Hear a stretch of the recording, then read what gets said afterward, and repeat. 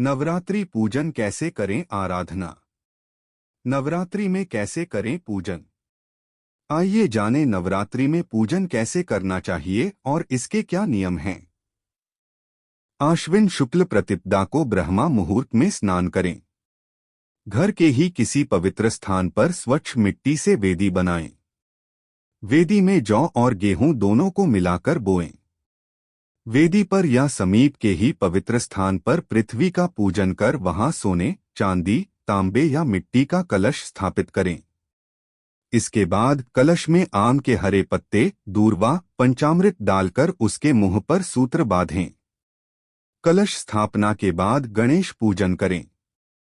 इसके बाद वेदी के किनारे पर देवी की किसी धातु, पाषाण, मिट्टी व चित्रमय मूर्ति विधि विधान से विराजमान करें।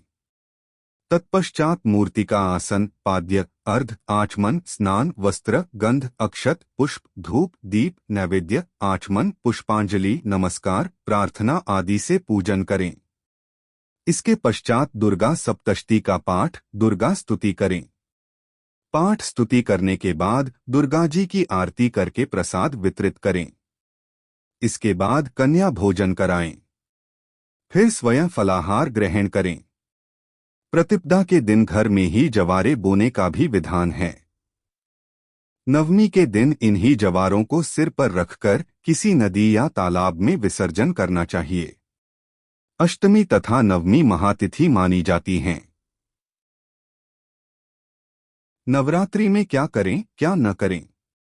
इन दिनों व्रत रखने वाले को जमीन पर सोना चाहिए।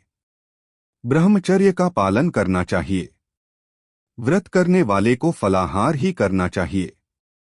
नारियल, नींबू, अनार, केला, मौसमी और कटहल आदि फल तथा अन्न का भोग लगाना चाहिए। व्रती को संकल्प लेना चाहिए कि हमेशा क्षमा, दया, उदारता का भाव रखेगा।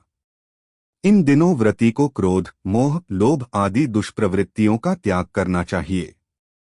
देवी का आह्वान, पूजन, विसर्जन, पाठ आदि सब प्रातःकाल में शुभ होते हैं, अतः इन्हें इसी दौरान पूरा करना चाहिए। यदि घट स्थापना करने के बाद सूतक हो जाएं, तो कोई दोष नहीं होता, लेकिन अगर पहले हो जाएं, तो पूजा आदि न करें।